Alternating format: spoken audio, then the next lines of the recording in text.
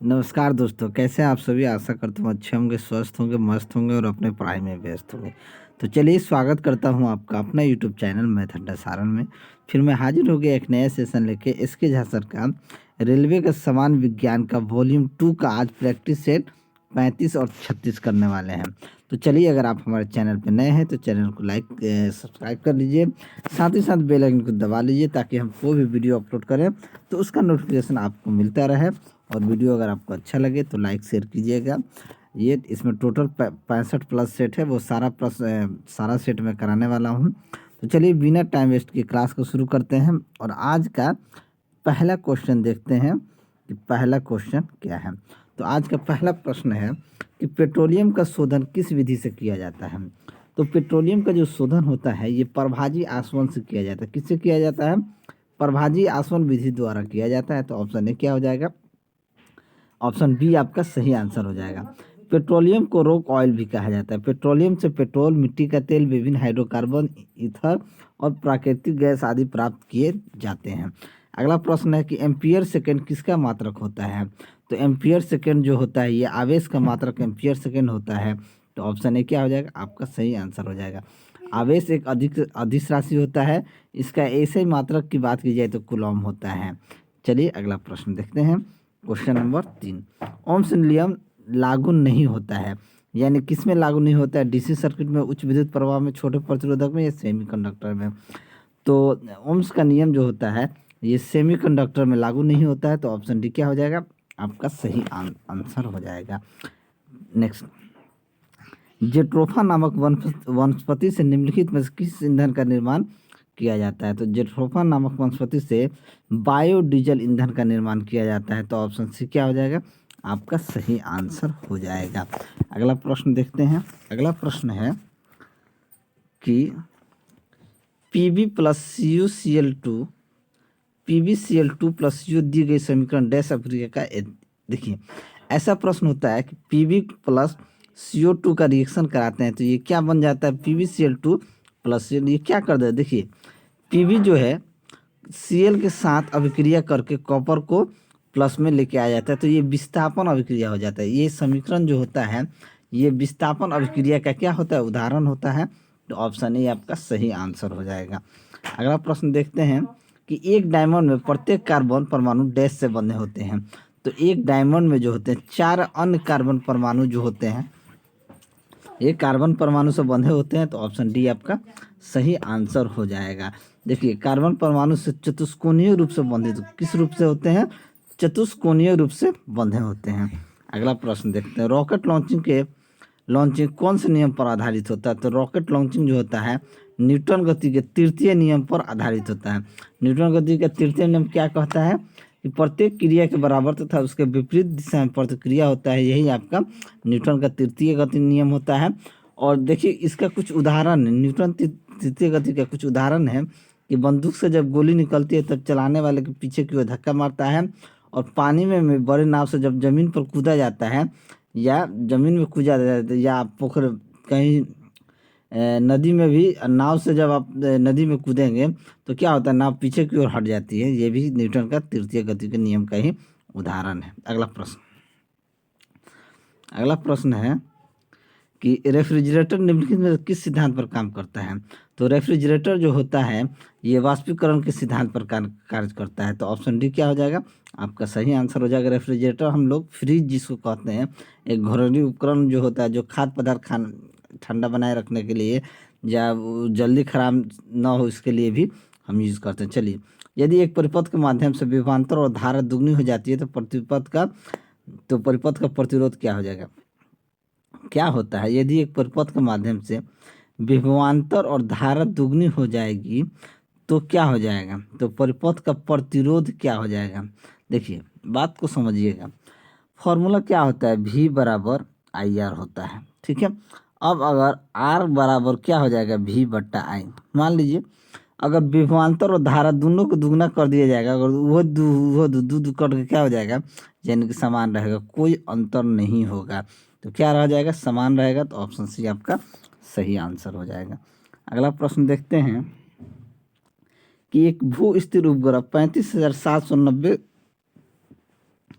Kilometre ऊंचाई पर एक कक्षा के पूर्ण परिक्रमण पर कितना समय लेता है? देखिए, एक भू स्थिर उपग्रह 35,790 किलोमीटर ऊंचाई पर एक कक्षा के पूर्ण परिक्रमण कम से कम कितना दिन का समय लेता है? तो 24 दिन का समय लेता है। तो ऑप्शन डी बी क्या हो जाएगा? आपका सही आंसर हो जाएगा। यदि किसी कृत्रिम उपग्रह की पृथ्वी तल से इतनी ऊंचाई हो कि इसका परिक्रमण काल ठीक पृथ्वी के अक्षीय गति के परिक्रमण काल यानी 24 घंटे के बराबर हो, तो उपग्रह पृथ्वी के सापेक्ष स्थिर रहेगा। इस प्रकार के उपग्रह को तुल्यकालिक उपग्रह या भू अस्थायी उपग्रह भी हम कहते हैं। नेक्स्ट, क्रायोजेनिक डैश को दर्शाता है। क्रायोजेनिक किसको दर्शाता है? तो क्रायोजेनिक जो होता है ये कम तापमान को दर्शाता है। तो ऑप्शन ए क्या हो जाएगा? आपका सही आंसर हो जाएगा। अगला प्रश्न देखते हैं कि नकारात्मक त्वरण निम्न में से किस दिशा के विपरीत होती है? नकारात्मक त्वरण जो होता है वो किस दिशा के विपरीत होता है? अब मान लीजिए वेग आपका इधर जा रहा है, अगर मान लीजिए आप इधर जा रहे हैं, नकारात्मक त्वरण किधर होगा? तो इसके पीछे होगा। ठीक है, वेग में परिवर्तन की दर को त्वरण कहते हैं, ऋणात्मक त्वरण को मंदन कहते हैं। ठीक है, तो अगर आप इधर जा रहे हैं तो ऋणात्मक त्वरण किधर होगा? इधर होगा। तो ये किस दिशा के विपरीत होगा? तो वेग के विपरीत होगा। किसी भी वस्तु के वेग में बराबर समय अंतरालों में जो बराबर परिवर्तन होने की स्थिति होती है वो त्वरण के एक समान रहता है। ठीक है, आशा करता हूँ ये चीज़ आपको समझ में आ गया होगा। अगला प्रश्न देखते हैं कि निम्न में से अपरंपरागत ऊर्जा स्रोत का उपयोग होता है। अपरंपरागत ऊर्जा का स्रोत किससे होता है? मिट्टी के तेल, सौर लालटेन, मोमबत्ती, टॉर्च। तो अपरंपरागत ऊर्जा का स्रोत जो होता है ये टॉर्च के माध्यम से होता है। तो ऑप्शन सी क्या हो जाएगा? आपका सही आंसर हो जाएगा। नेक्स्ट, विटामिन बी सी का सबसे उच्चतम स्रोत क्या होता है? तो देखिए, विटामिन सी की बात की जाए तो एस्कॉर्बिकम, तो इसका सबसे उत्तम स्रोत की बात की जाए तो ये क्या हो जाएगा? आंवला हो जाएगा। तो ऑप्शन सी क्या हो जाएगा? आपका सही आंसर हो जाएगा। अगला प्रश्न देखते हैं कि ऑपरेशन फ्लड संबंधित है। ऑपरेशन फ्लड ये दूध से संबंधित होता है। तो ऑप्शन सी क्या हो जाएगा? आपका सही आंसर हो जाएगा। ठीक है, चलिए अगला प्रश्न देखते हैं। इंसुलिन प्राप्त होता है, तो इंसुलिन कहाँ से प्राप्त होता है? तो इंसुलिन क्या होता है? एक हार्मोन होता है। इंसुलिन एक हार्मोन होता है। ठीक है, तो ये डहेलिया की जड़ों से प्राप्त होता है। किससे होता है? डहेलिया की जड़ों से प्राप्त होता है। तो ऑप्शन बी क्या हो जाएगा? आपका सही आंसर हो जाएगा। डहेलिया की जड़ क्या होता है? तथा अग्नाशय की बीटा कोशिकाएं होती हैं। इसका स्रोत जो होता है डहेलिया की जड़ें तथा अग्नाशय की बीटा कोशिकाएं से होती है। इस हार्मोन की कमी से शरीर में क्या होता है? इंसुलिन की ही कमी से आदमी को मधुमेह रोग होता है। ठीक है, चलिए अगला प्रश्न है कि नाइट्रोजन स्थिरीकरण जीवाणु किस पौधे की जड़ के साथ संयोजन करते हैं? तो ये दालें के साथ नाइट्रोजन स्थिरीकरण जीवाणु दलहनी फसलों की जड़ों के साथ सहजीवी संयोजन करते हैं, यानी कि दालों के साथ। तो ऑप्शन ए क्या हो जाएगा? आपका सही आंसर हो जाएगा। डाउन सिंड्रोम एक आनुवंशिक विकार है जो होता है, जो किसमें होता है? तो ये डाउन सिंड्रोम एक आनुवंशिक विकार होता है। क्या होता है?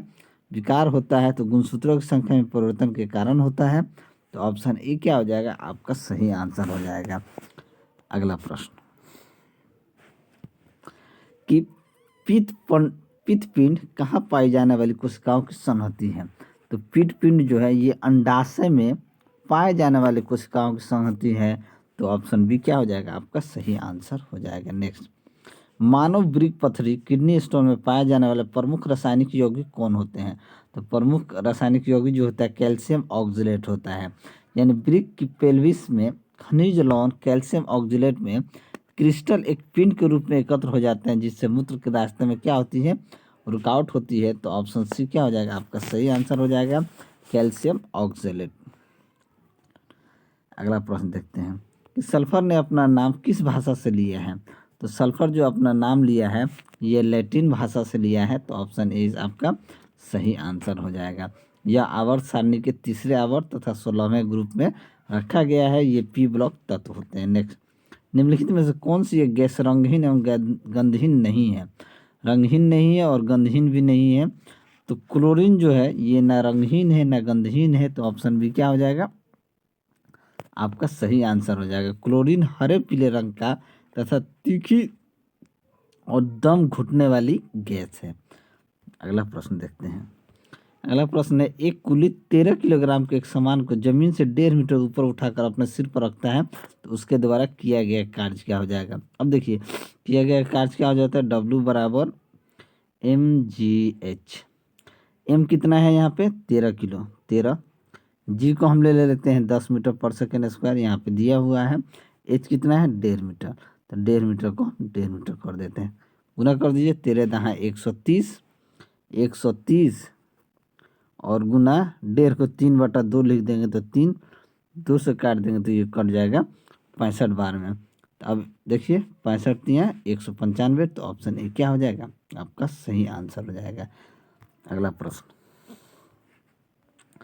अगला प्रश्न है कि थोड़ा सा इसको ऊपर कर लेते हैं कि धरती की सतह पर मापे जाने वाले एक वस्तु 60 न्यूटन वजन की होती है, तो चंद्रमा पर इसका सतह क्या हो जाएगा, यानी जितना वजन है उसका 1/6 गुना हो जाएगा, तो 60 गुना 1/6 यानी कि 10 न्यूटन, तो ऑप्शन ए आपका सही आंसर हो जाएगा।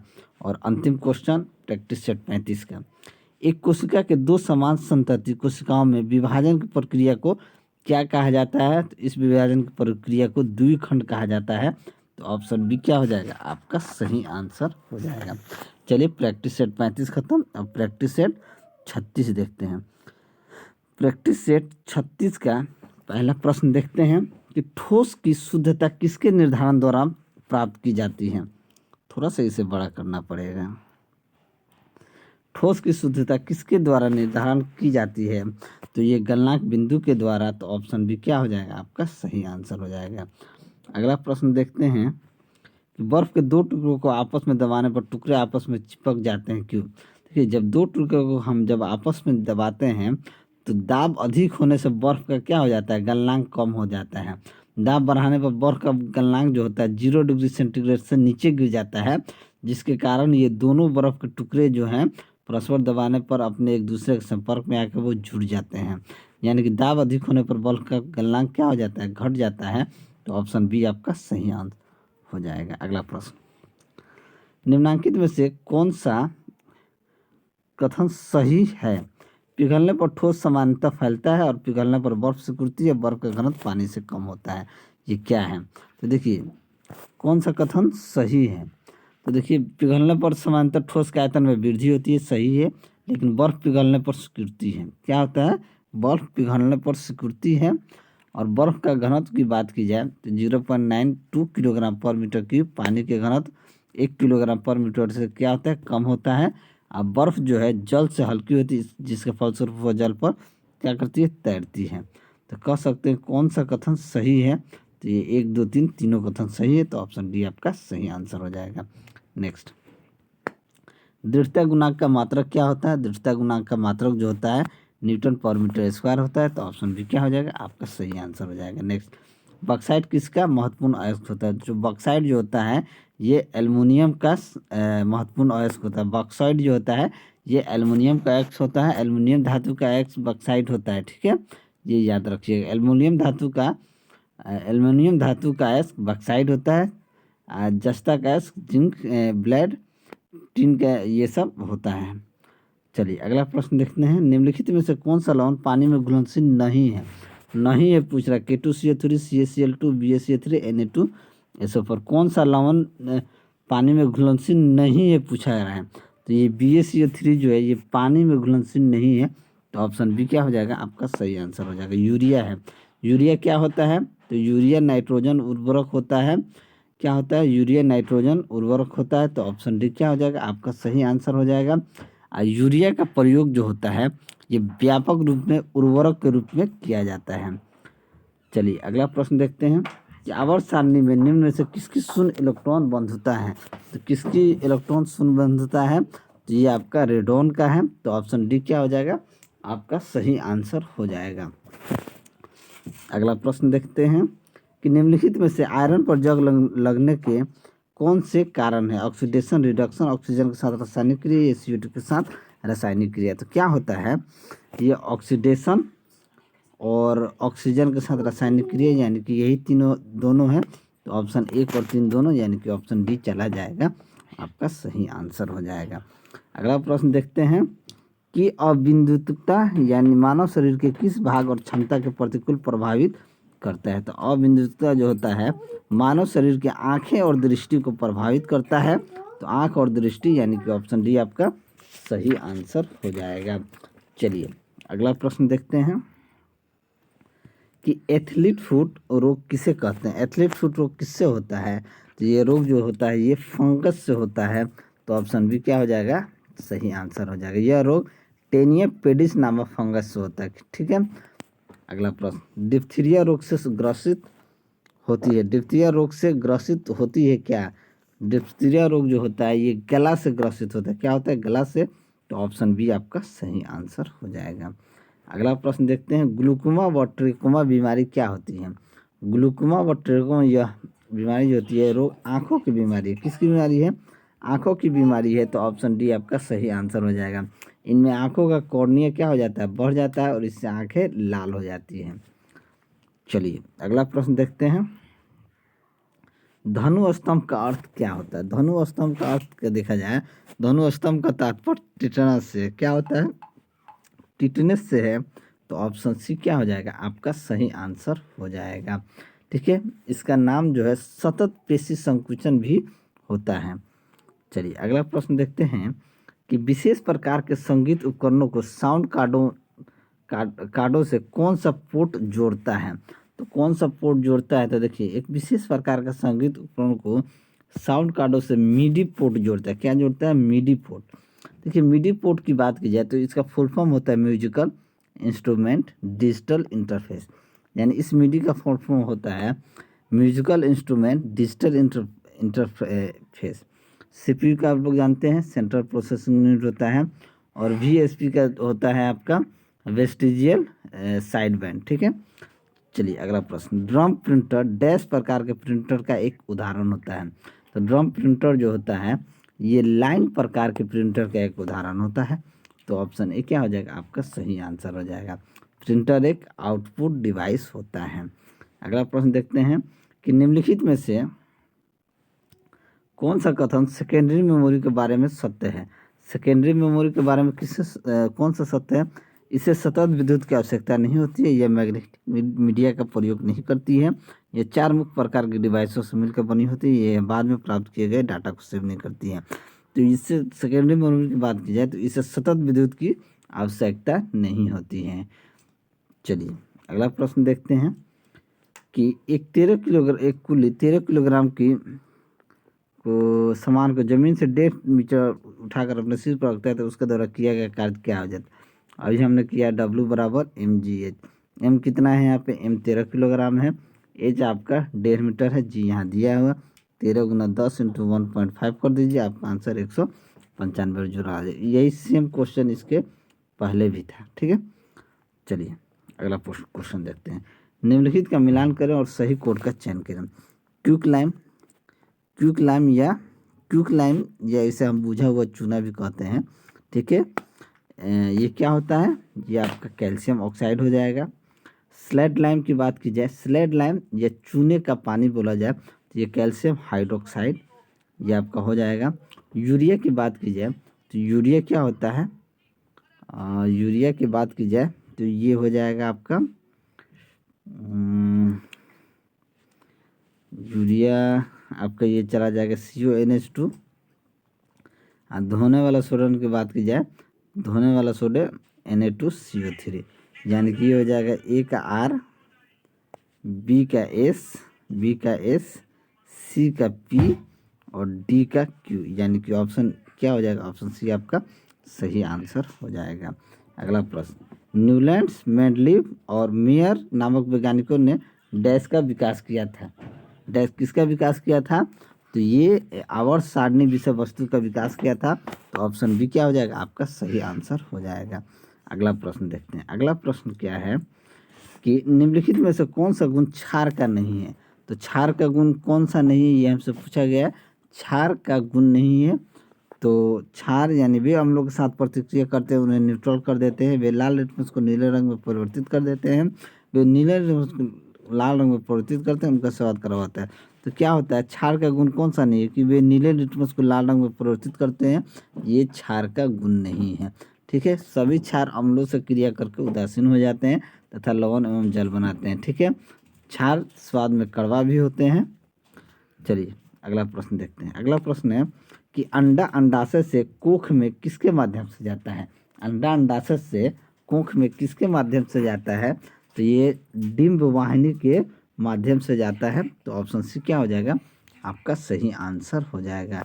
ठीक है, चलिए अगला प्रश्न देखते हैं कि 5000 ग्राम द्रव्यमान का एक पिंड 100 सेंटीमीटर त्रिज्या के एक वृत्त पर 2 रेडियन पर सेकेंड के कोणीय वेग से घूम रहा है, तो अभिकेंद्रीय बल का मान क्या होगा। देखिए अब देखिए यहाँ पे m का मान कितना दिए हैं, m 5000 ग्राम यानी कि कह सकते हैं 5 kg।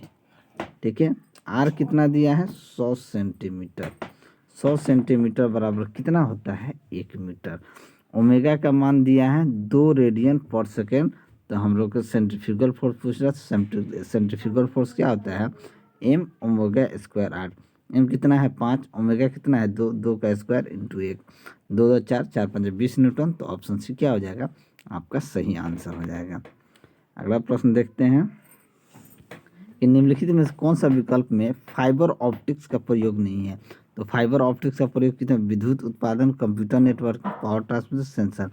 तो फाइबर ऑप्टिक का उपयोग विद्युत उत्पादन में नहीं है, तो ऑप्शन ए क्या हो जाएगा, आपका सही आंसर हो जाएगा। और ये अंतिम क्वेश्चन देखते हैं कि आकाश नीला क्यों दिखाई देता है। तो आकाश का नीला दिखने का कारण है कि श्वेत प्रकाश में नीले रंग की तरंगदैर्घ्य अपेक्षाकृत निम्न होती है और यह हवा के अणुओं द्वारा सर्वाधिक प्रकीर्णित होती है। तो यही कारण है कि आकाश नीला क्यों दिखाई देता है। तो चलिए, अगर मेरा वीडियो आपको अच्छा लगा हो तो वीडियो को लाइक करें, दोस्तों में शेयर करें। अगर आप हमारे चैनल पर नए हैं तो चैनल को सब्सक्राइब करें। मैं ऐसे ही वीडियो लेकर आपके सामने हाजिर होता रहूँगा। चलिए मिलते हैं अगले वीडियो में, तब तक के लिए जय हिंद।